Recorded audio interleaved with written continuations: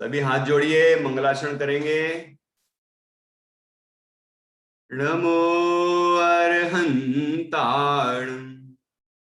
नमो सिद्धाणं, नमो आयर्याणं, नमो वज्रायाणं, नमो लोये सव्यसाहुणम्।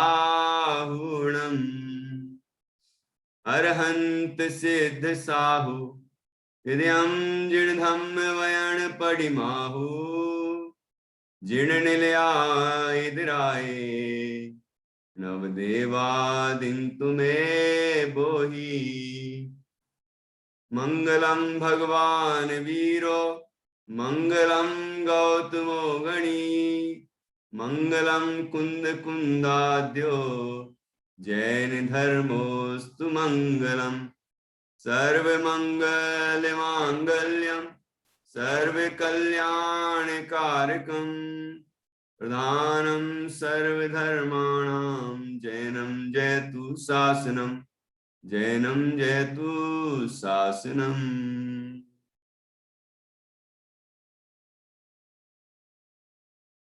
आज हम अक्षय तृतीया पर्व के संबंध में चर्चा करेंगे।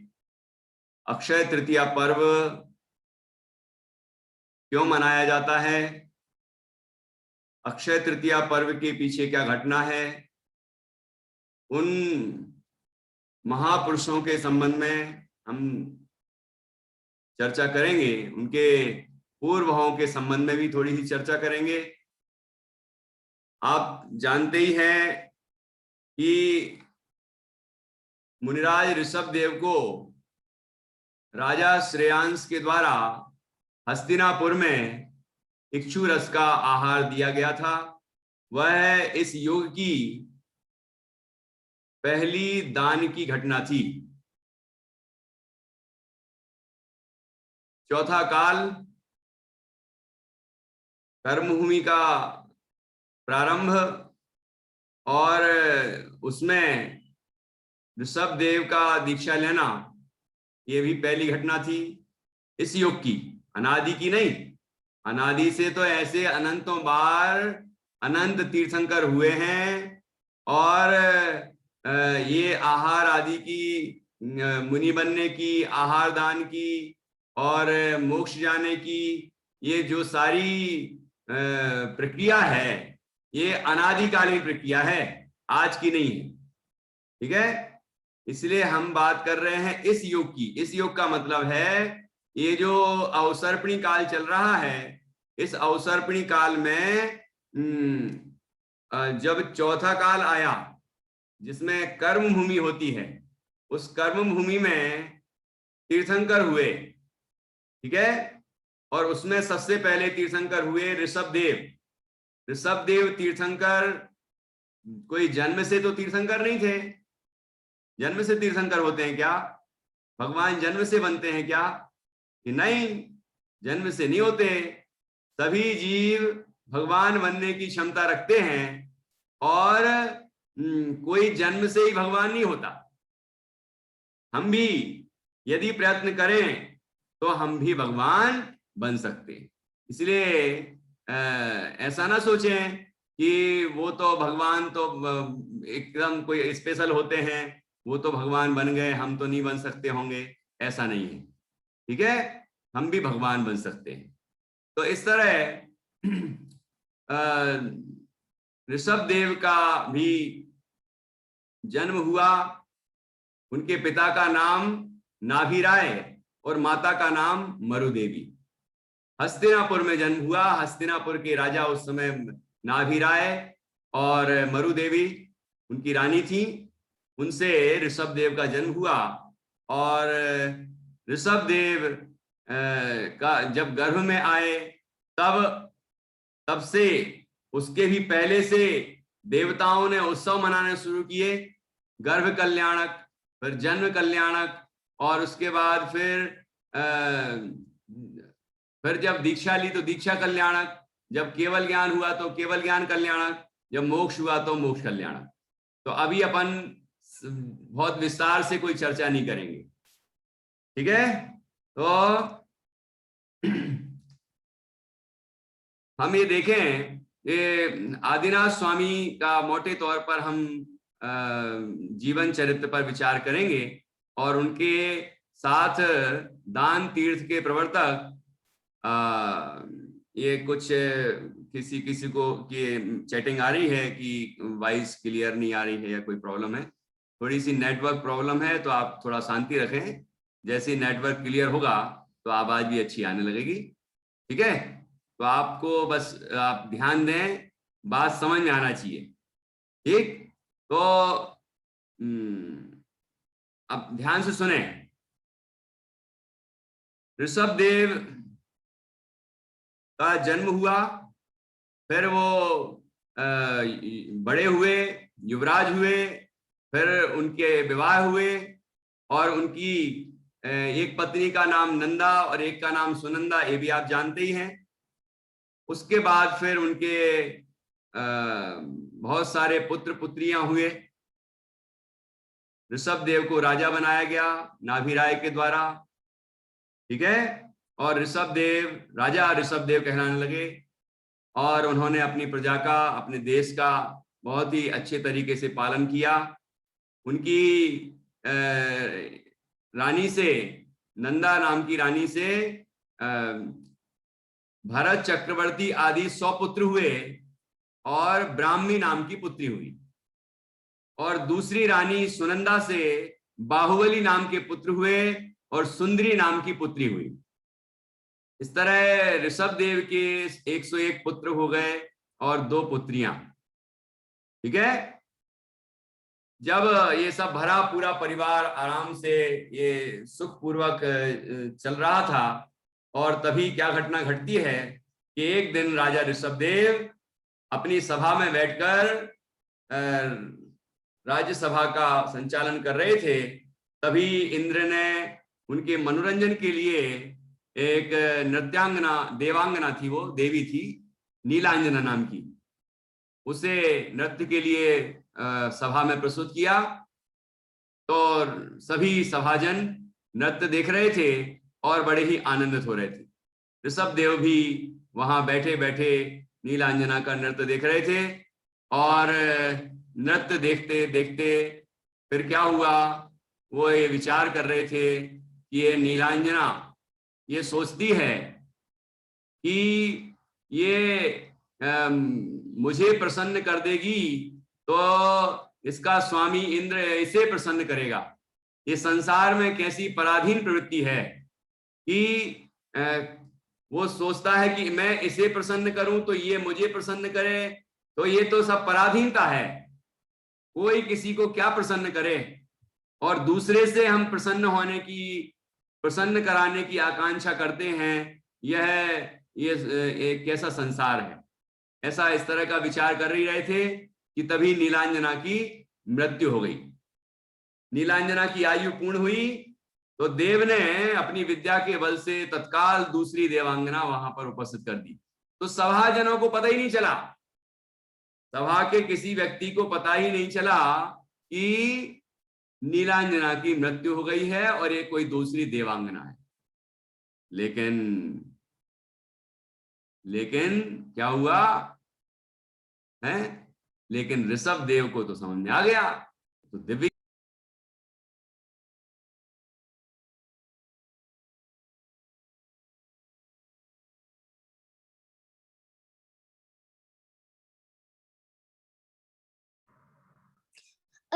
Hello sir.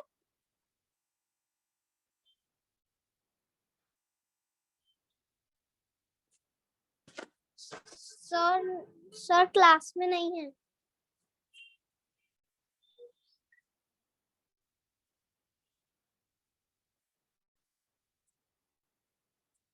नहीं, मैं होस्ट नहीं हूँ।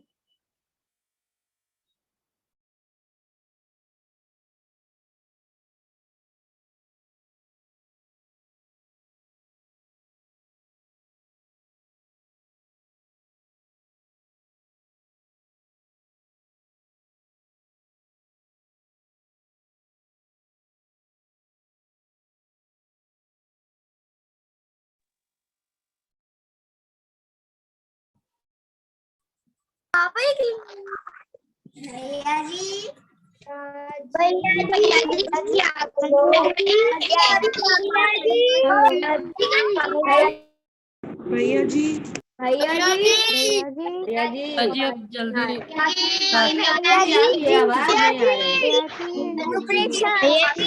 भैया जी हाँ बेटा, क्या आवाज नहीं आ रही है? जय साइलेंट प्लीज। अब मेरी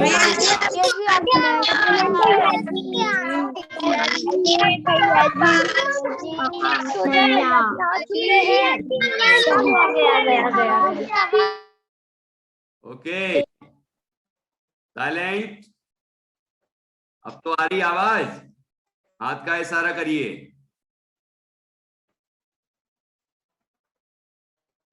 नहीं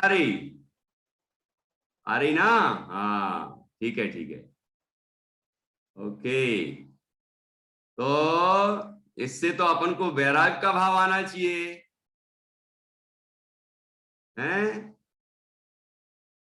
क्यों भाई समर्थ?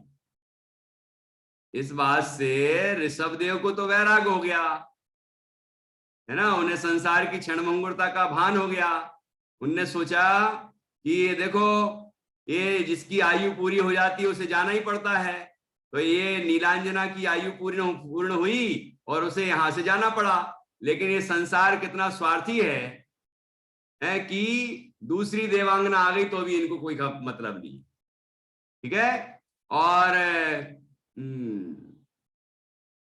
इंद्र ने भी देखो मेरी प्रसन्नता के लिए दूसरी देवी को तत्काल भेज दिया। ये भी थोड़ा सा भी विचार नहीं किया कि भाई थोड़ी संवेदना तो प्रकट कर देते, पहली देवी जो गई है उसकी, है। ये संसार तो ऐसा ही है, इसको तो अपने स्वार्थ की सिद्धि करनी है। दूसरे के का जीवन हो या मरण हो, जन्म हो या मरण हो, इसको क्या फर्क पड़ता है। तो इस तरह संसार की जो स्वार्थ स्थिति है उसे ऋषभ देव ने बहुत अच्छे से समझ लिया और उन्होंने ये समझा कि ये संसार में पराधीनता में कोई सुखी नहीं है। और जैसे ये देवी पराधीन है और पराधीनता में सुख खोज रही है, ठीक है ना, ऐसे मैं भी तो कर्मों के अधीन हूं, इसलिए मैं भी सुखी नहीं हूं। मुझे अब इस संसार सागर से पार उतरना है, मुझे जैनेश्वरी दीक्षा लेनी है और मुझे मोक्ष की प्राप्ति करनी है। इतने जन्मों से मैंने जो प्रयत्न किया है, इस जन्म में मुझे उसको सफल करना है, मतलब मोक्ष की प्राप्ति करनी है, ठीक है। इस तरह उन्होंने विचार किया और लोकांतिक देव आए, उनने उनकी अनुमोदना की, वैराग्य पुष्ट हुआ, फिर उन्होंने दीक्षा ली। दीक्षा लेने के बाद फिर क्या हुआ, ये 6 महीने तक तो ऋषभ देव मुनिराज एक ही स्थान पर बैठ के आत्म साधना करते रहे, ठीक है, साधना करते रहे। और यहां ऋषभ देव ने दीक्षा ली तो उनके जो उनसे प्रभावित जो 4000 राजा थे, उन सब ने भी दीक्षा ले ली, ठीक है, उन सब ने दीक्षा ले ली और दीक्षा लेके ऋषभ देव मुनिराज के साथ हो गए। लेकिन ऋषभ देव मुनिराज तो कुछ बोलते ही नहीं थे, क्योंकि तीर्थंकर जब दीक्षा लेते हैं तो मौन हो जाते, मौन व्रत लेते हैं, मौन रहते हैं, ठीक है। जब तक केवल ज्ञान नहीं हो जाए तो बोलते ही नहीं, मौन साधना करते रहे करते रहे करते रहे। 1000 वर्ष तक उनने साधना की। और यहाँ क्या हुआ कि ये जो राजाओं ने दीक्षा ली थी, ये राजा मुनि तो बन गए ऋषभ देव की तरह, लेकिन उन्हें पता ही नहीं था कि मुनि का जीवन कैसा होता है, जब आहारचर्या कैसी होती है और साधना कैसे करनी होती है, अंदर में किसका ध्यान करना होता है। वो तो जैसे ऋषभ देव करते जाते वैसे करते जाते। अब ऋषभ देव तो मुनिराज तो अपने बैठ गए ध्यान में, तो वो लोग भी बैठ गए ध्यान में, लेकिन मुनिराज ऋषभ देव तो अपने ही ध्यान में ही रहे। लेकिन वो राजा जो अन्य राजाओं ने दीक्षा ली थी, वो तो ध्यान में टिके ही नहीं पा रहे थे, किसका ध्यान करना है अंदर। तो इस तरह वो सब भ्रष्ट हो गए, ठीक है। और कोई फिर कंद मूल फल खाने लगा, तो कोई अब क्या करें, अब वापस अपने राज्य में तो लौट नहीं सकते क्योंकि दीक्षा तो ले ली है, और यदि हम फिर वापस राज्य में गए और ऐसा ना हो भरत चक्रवर्ती हम लोगों को दंडित करे हैं कि तुम मेरे पिताजी के साथ गए थे दीक्षा लेके और लौट क्यों आए, इस तरह से दंडित कर सकता है। तो क्या करें, अब तो फंस गए, हमें कुछ पता ही नहीं क्या करना है, दीक्षा लेके मुनि बनते हैं तो क्या करते हैं, क्या कैसे साधना करते हैं, कुछ नहीं मालूम, क्या करें हम, ऐसा विचारते और वहां यदवा तदवा जैसा तैसा आचरण करने लगे। तो वहां एक देव ने, जो वन का रक्षक था, उसने उन सब मुनियों को ये कहा कि मुनि वेश में तुम ये भ्रष्ट आचरण कर रहे हो, ये शोभा नहीं देता, मुनि वेश में ऐसा तुम्हें नहीं करना चाहिए, ठीक है। तो या तो तुम अपने राज्य वापस लौट जाओ या फिर मुनि वेश छोड़ दो, लेकिन मुनि अवस्था में ऐसा आचरण मत करो, भ्रष्ट आचरण।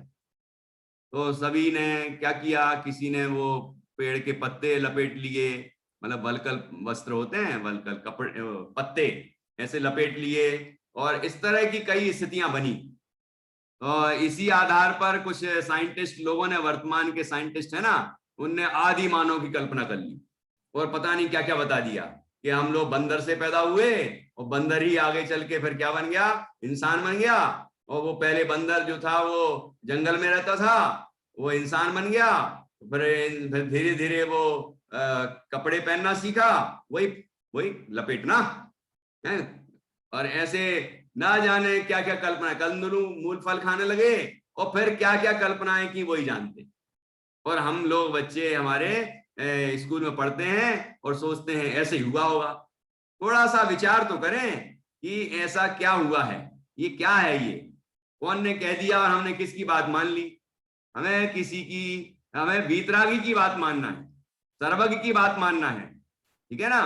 कि कोई भी रोड राह चलता कोई व्यक्ति है और कुछ भी कह दे तो हम मान लेंगे क्या, लेकिन हम लोग तो मान ही रहे हैं, रट्टा मार ही जा रहे हैं, मारे ही जा रहे हैं, और सोच ही नहीं रहे हैं कि क्या है। हम लोग बंदर से कैसे पैदा हो गए हैं, इंसान अलग होते हैं, बंदर अलग होते हैं, सब प्रजातियां अलग होती हैं, ये सब अनादि के ऐसी पर्याय होती हैं अलग अलग, ठीक है। तो फिर क्या हुआ, उसके बाद फिर 6 महीने हो गए, फिर ऋषभदेव वहां से उठे, आहार का विकल्प आया उनको, पारना के लिए निकले, आहार करने के लिए विधि पूर्वक निकले, कठिन कठिन विधियां लेके निकलते थे, जिस कभी उत्तर में, कभी दक्षिण में, कभी पूर्व में, कभी पश्चिम में, बड़े जगह जगह के राज्यों में जाते, लेकिन कोई भी जानता नहीं था उस समय कि मुनिराज को पड़गाहन कैसे करते हैं, उनको आहार कैसे देते हैं, ये शायद कोई व्यवस्था ही नहीं जानता। वो यही नहीं समझ पा रहे थे कि ये आए क्यों हैं। ऋषभदेव राज्यपाट छोड़ दिया तो ऐसा तो है नहीं कि भाई धन संपदा पाने के लिए आए होंगे, लेकिन कोई इतना ही समझते, तो क्या करते फिर क्या करते, कोई हीरे जवाहरात लेके उनके सामने पहुंच जाता, कोई अपनी कन्याएं लेके पहुंच जाता कि भाई विवाह कर लो, कोई कुछ कहता, कोई कुछ कहता, इस तरह से चलता तो उन्हें अंतराय आ जाता, अंतराय आता तो वापस लौट जाते। ऐसा 6 महीने तक चलता रहा। फिर क्या हुआ, फिर एक बार वो आहार के लिए हस्तिनापुर नगरी में पहुंचे। यहां फिर क्या घटना घटी, जिस दिन मुनिराज ऋषभदेव आहार के लिए हस्तिनापुरी नगरी में पहुंचे, उसी रात को उसी दिन सुबह सुबह ही कुछ बच्चे ने बोल दिया कि वो स्वप्न आया था। स्वप्न नहीं आया था, उन्हें जाति स्मरण ज्ञान हुआ था, मतलब पुराने भावों का स्मरण आना, उसको कहते हैं जाति स्मरण ज्ञान। तो उसी दिन सुबह सुबह जब वो राजा श्रेयांश, हस्तिनापुर के राजा श्रेयांश क्या कर रहे थे, राजा श्रेयांश छत पर खड़े थे और आसमान की तरफ देख रहे थे। फिर क्या हुआ, उनको एकदम पुराने भाव याद आने लगे और पूर्व भावों का स्मरण आया। तो जब वो पूर्व के 9वें भाव में ऋषभ देव के साथ ही, ऋषभ देव के जीव है ना, ऋषभ देव तो अभी हैं, लेकिन ऋषभ देव के साथ उनका 9 भावों का संबंध था।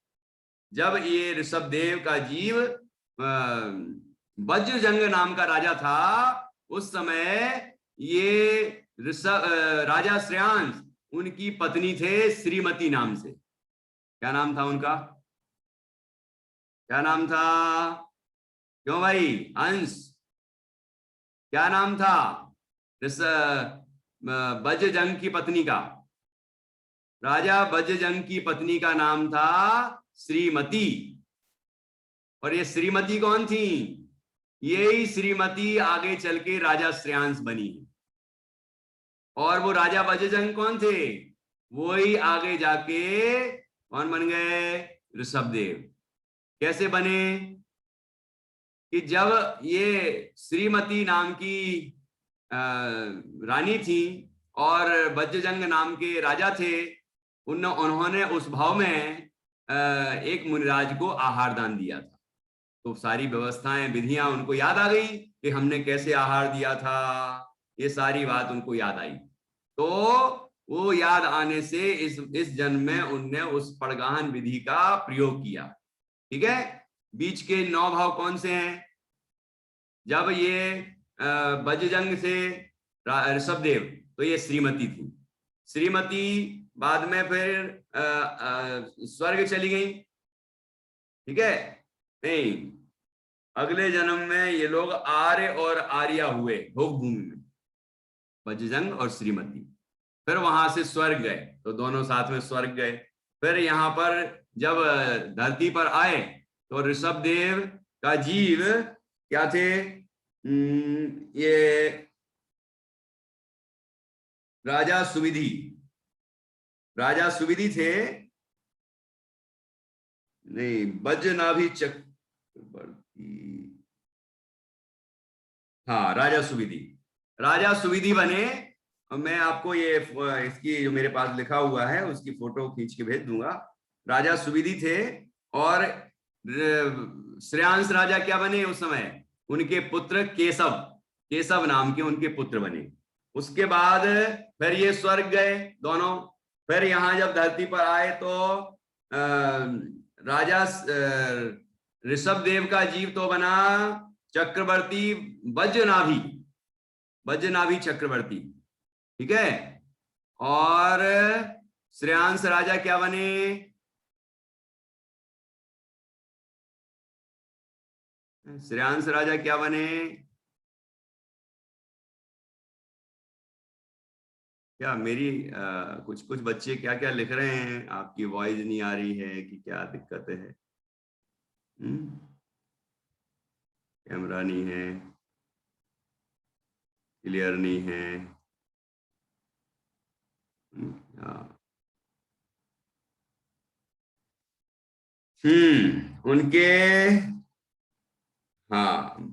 उनके ही राज्य में वो एक श्रेष्ठी थे।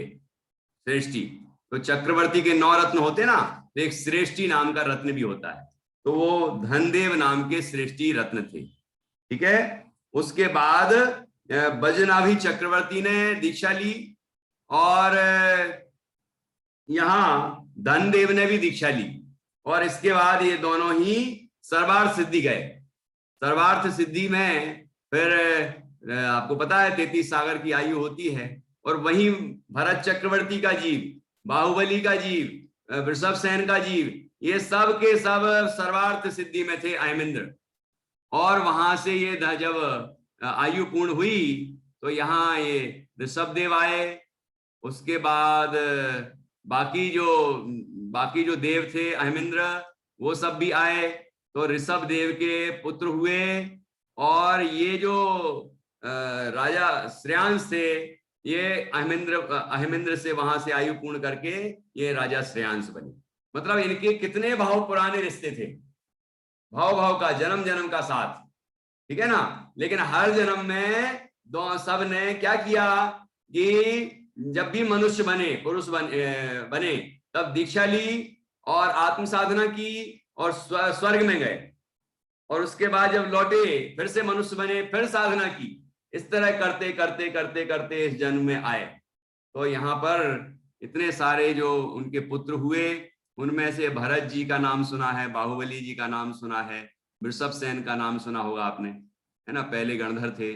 और यहाँ ये राजा श्रेयांश, ये सब पूर्व जन्मों से नौ भावों से साथ में थे। ठीक है, तो इस तरह इनका पूर्व जन्मों की घटना है। और तो ये सारा और सब किसको याद आ रहा है? ये राजा श्रेयांश को सब कुछ याद आ गया, उन्हें सब याद आया पूर्व जन्मों का। और ये भी याद आ गया कि जब ये राजा बजजंग और श्रीमती थे तब उन्होंने मुनिराज को कैसे आहार दिया था। समझ में आ रहा है सिद्धि? किस तरह आहार दिया था, ख्याल में आ रहा है आपको? ठीक है, आज थोड़ा नेटवर्क डिस्टर्ब कर रहा था, इसलिए थोड़ी बहुत प्रॉब्लम तो हुई होगी, लेकिन फिर भी आपको ख्याल में तो आ रहा होगा क्या बोल रहा हूं मैं। फिर यहां पर आहार हुआ, निर्विघ्न आहार हुआ। आहार हुआ तो क्या हुआ? फिर इक्षु रस का आहार हुआ था ना, गन्ने का रस। उन्होंने जैसे इस राजा श्रेयांश ने अपने भाई के साथ, रानियों के साथ मिलके मुनिराज ऋषभदेव का पड़गाहन किया, और पड़गाहन करने के बाद मतलब जैसी विधि है उस विधि पूर्वक पड़गाहन किया, और पड़गाहन करके फिर उनको विधि पूर्वक आहार दिया। आहार देने के बाद फिर क्या हुआ? फिर निर्विघ्न आहार हुआ। तो फिर देवताओं ने भी उत्सव मनाया और पंचाश्चर्य हुए, मतलब रत्नों की वर्षा की, उनने पुष्पों की वर्षा की, देवों ने दुंदुबियां बजाई, नगाड़े, ठीक है, जय जयकार की ध्वनि की, और अहो दानम अहो पात्रम इस तरह की जयकार लगाई, है ना। तो इस तरह ये सारा होता रहा। और उसके बाद मुनिराज ऋषभदेव तो फिर से अपने जंगल चले गए, है ना, और वहां साधना करने लगे। और राजा श्रेयांश अपने राज्य में रहे। फिर इस तरह ये राजा ऋषभदेव नहीं मुनिराज ऋषभदेव 1000 वर्ष तक साधना करते रहे। कई जगह और जगह भी आहार हुए उनके, लेकिन पहला दान तीर्थ का प्रवर्तन राजा श्रेयांश ने किया, क्योंकि उन्होंने मुनिराज ऋषभदेव को आहार दिया, और इस युग की वह दान की पहली घटना है। इसलिए राजा श्रेयांश को दान तीर्थ का प्रवर्तक कहते हैं। ठीक है, और दान तीर्थ का प्रवर्तन में इतना ही नहीं है कि आहार दान दिया, फिर उसके बाद जब जो आहार देते हैं ना, तो रिद्धिधारी मुनिराज कोई महान मुनि होते हैं, तो उनके प्रभाव से वो आहार इतना अधिक हो जाता है कि उसमें से निकालते जाओ निकालते जाओ निकालते जाओ, बांटते जाओ पूरी प्रजा में, तो अभी खत्म नहीं होता। शाम तक, सूर्य अस्त होने के अंतर मुहूर्त पहले तक वो पूरा बना रहता है, खाली खाली नहीं होता, है ना। तो आहार भी मतलब जनता में, प्रजा में जिसको जो भोजन करना है भोजन कराया। और किमिक्षिक दान होता है, मतलब धन संपदा जिसको जितनी चाहिए वो ले लो। यहाँ पर चक्रवर्ती राजा भरत, वो भी इतने प्रसन्न हुए कि उनने भी किमिक्षिक दान दिया, मतलब जिसको जो चाहिए है ले लो। तो तिजोरियां, पूरे भंडार खोल दिए, हीरे जवाहरात धन संपदा क्या चाहिए सब ले जाओ। इतनी खुशी, क्योंकि मुनिराज ऋषभदेव का आहार हुआ था और दान तीर्थ का प्रवर्तन हुआ था। तो इस तरह से बड़ी महान भावनाएं सभी राजाओं के अंदर पैदा हुई। राजा श्रेयांश भी बहुत खुश थे, है ना, और राजा चक्रवर्ती भरत बहुत प्रसन्न थे। तो इस तरह से पूरा उत्सव का माहौल था। ठीक है, तो इस तरह और भी तरह के दान भी दिए गए, सबका सहयोग किया गया, सब उदार भावनाएं की गई, उदारता पूर्वक दान दिए गए, ये सब चला। इसके बाद मुनिराज ऋषभदेव ने आत्म साधना की, और 1000 वर्ष तक साधना करते हुए फिर उनको केवल ज्ञान हुआ। ठीक है साध्या, केवल ज्ञान होने के बाद फिर क्या हुआ कि ऋषभदेव को जब केवल ज्ञान हुआ तो इंद्र की आज्ञा से कुबेर ने समोषण की रचना की। समोषण में भगवान की दिव्यध्वनि खिरी ऋषभदेव की, उनके पहले गणधर उनके ही पुत्र वृषभसेन बने, और राजा श्रेयांश भी बाद में उन्होंने भी दीक्षा ली, और राजा श्रेयांश भी मुनिराज बन गए और वो भी उनके गणधर बने। और जितने भी राजा भ्रष्ट हुए थे 4000 राजा, उनमें से एक को छोड़ के, एक मारीची है ना, जो भरत जी का पुत्र था और ऋषभदेव का पोता था, है ना, उसने दीक्षा नहीं ली। बाकी सब जो राजा थे सब ने आके समोषण में आके दीक्षा ली, फिर से वो नग्न दिगंबर मुनिराज बने और फिर उन्होंने महान साधना की। ठीक है, तो इस तरह से घटना घटी। और यहाँ ऋषभदेव ने कई वर्षों तक धर्मोपदेश दिया, जगह जगह उनका समोषण लगा, उन्होंने धर्मोपदेश दिया।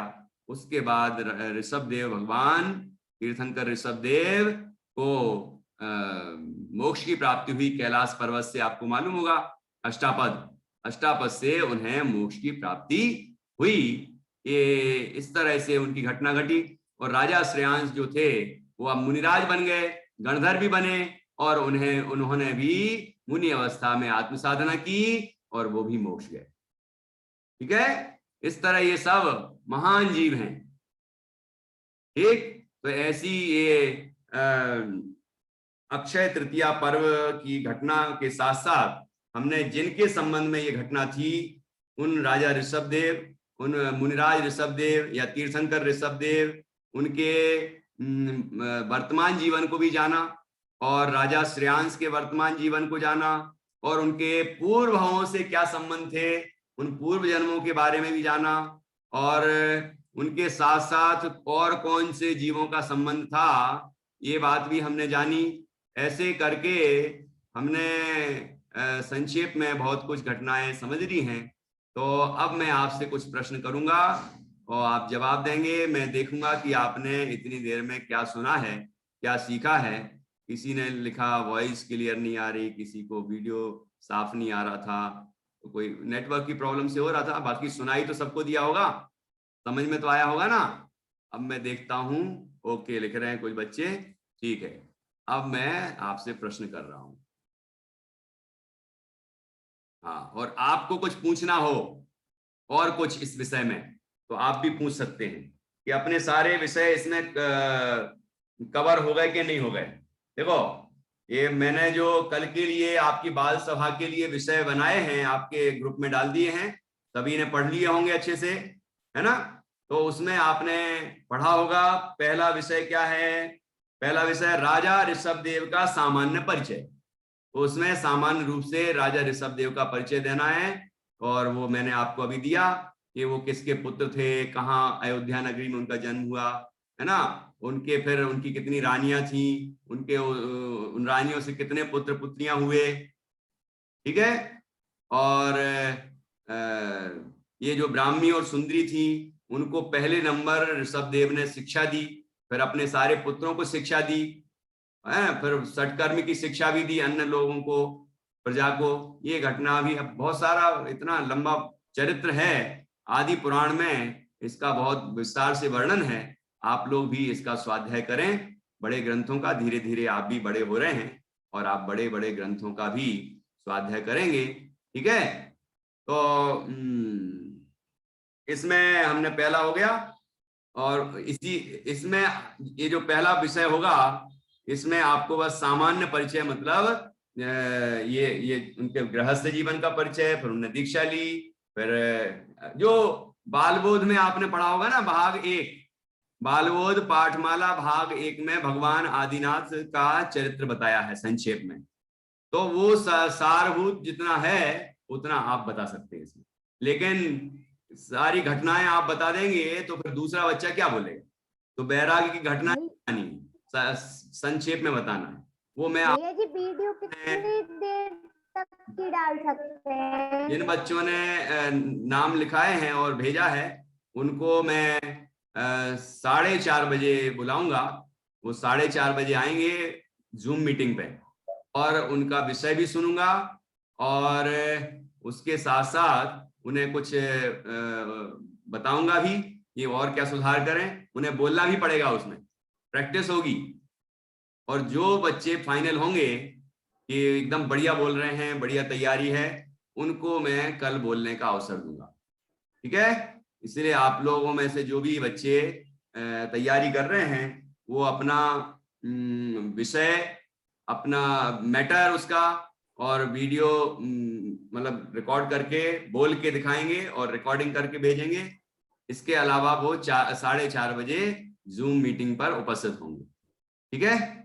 तो जो तैयारी कर रहे हैं आज ही, अनन्या आज की बात कर रहे हैं, ठीक है। तो और कोई नहीं आएगा देखने के लिए कि क्या चल रहा है, सिर्फ वही बच्चे आएंगे जो तैयारी कर रहे हैं, ठीक है। चलिए, फिर दूसरा है राजा ऋषभदेव का वैराग्य प्रसंग।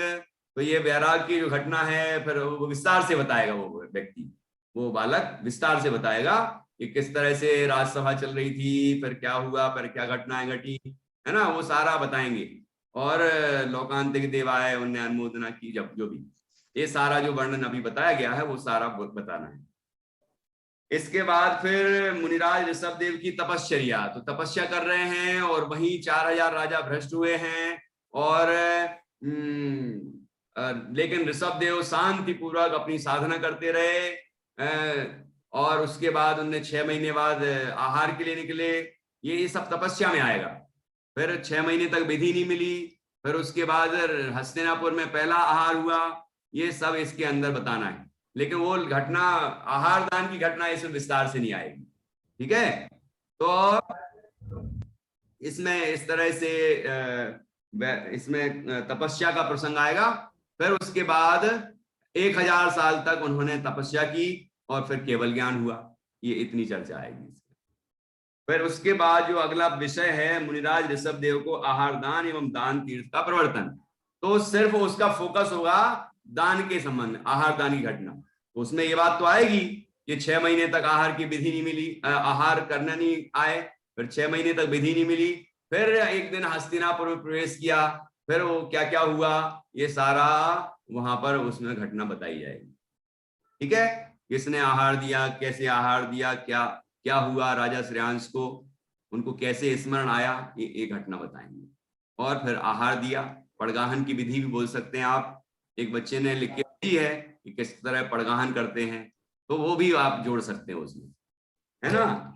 और फिर क्या हुआ, 5वां विषय क्या है, भगवान ऋषभदेव एवं राजा श्रेयांश के पूर्व भाव। तो पूर्व भावों के बारे में जो मैंने अभी बताया है, ये पूर्व भाव के बारे में बताएंगे कि इनके पूर्व के 9 भावों से किस तरह से संबंध था, ठीक है। तो वो नाम आपको आदि पुराण भाग 2 में मिल जाएंगे। वैसे तो पूरा 1 में और 2 में, लेकिन आखिरी में मिलेगा। जो विषय ले रहा होगा मैं उसको बता दूंगा कि कहाँ मिलेगा, और नहीं तो मेरे पास जो लिखा हुआ है, मैंने शॉर्ट में लिखा है, तो वो मैं आपको फोटो खींच के भेज दूंगा। पहले आपको बोलना है कि आपको इंटरेस्ट है, उनको भेजूंगा, ठीक है।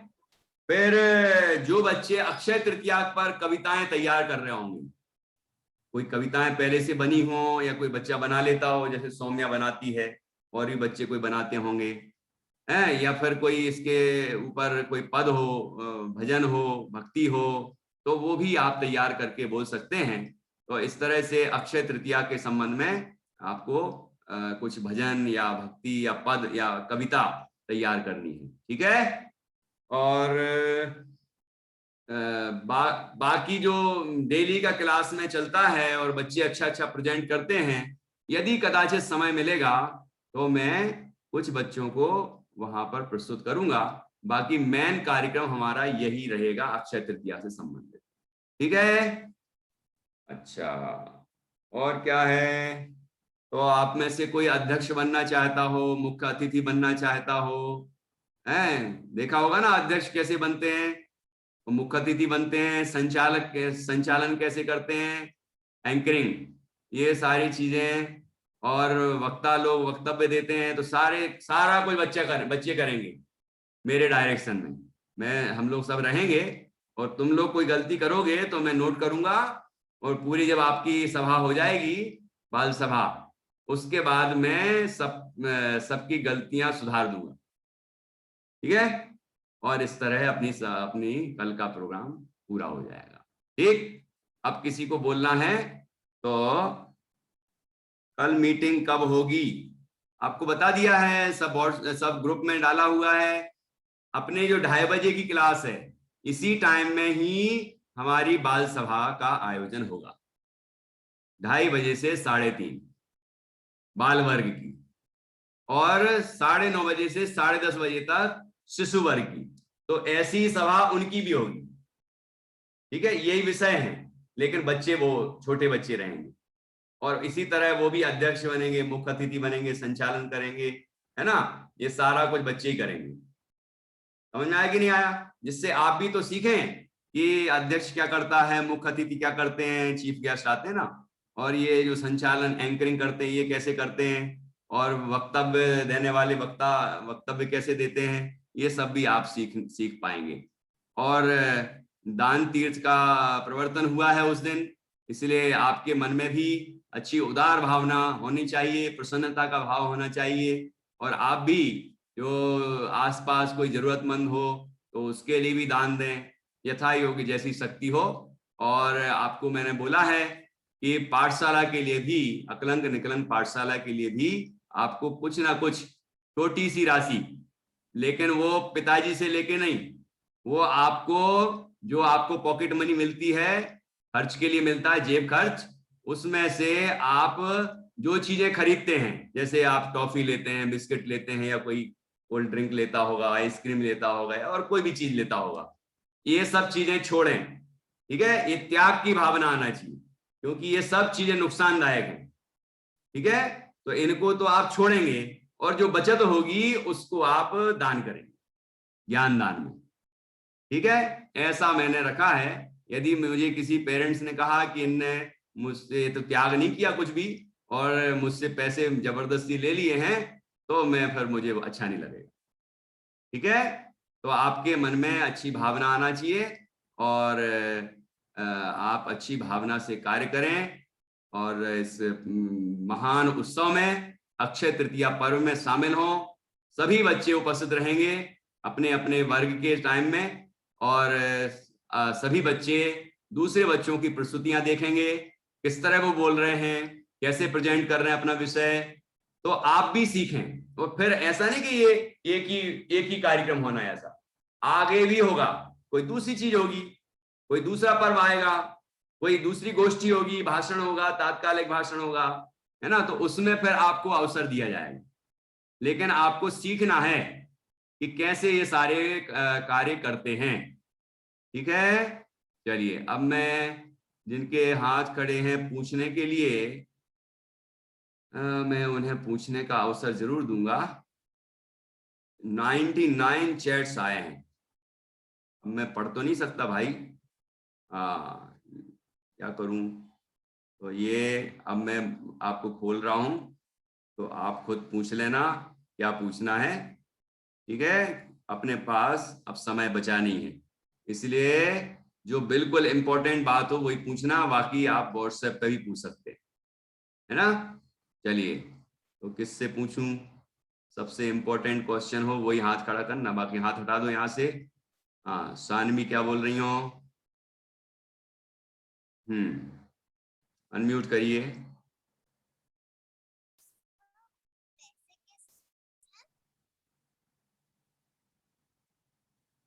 आवाज नहीं आई अभी तक।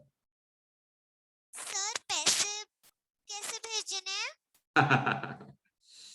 हाँ, ये आप मुझे व्हाट्सएप पर वो मैसेज करें कि आपकी भावना है, फिर मैं आपको अकाउंट नंबर या फिर जो फोन पे, पेटीएम, जो कुछ मेरे पास होगा वो भेज दूंगा, ठीक है। चलिए, सबके लिए क्लियर हो गया ये पॉइंट? ओके। हाँ, और गुंजन जी क्या कह रही हो? हाथ क्यों खड़ा है? सभी कोई भी शोर नहीं मचाएगा, मैं ऑल अनम्यूट करता हूं, लेकिन जिसको मैं बोलूंगा वो क्रम से मुझसे प्रश्न करेगा, क्लियर? भैया जी जो आपने बोला था कि अक्षय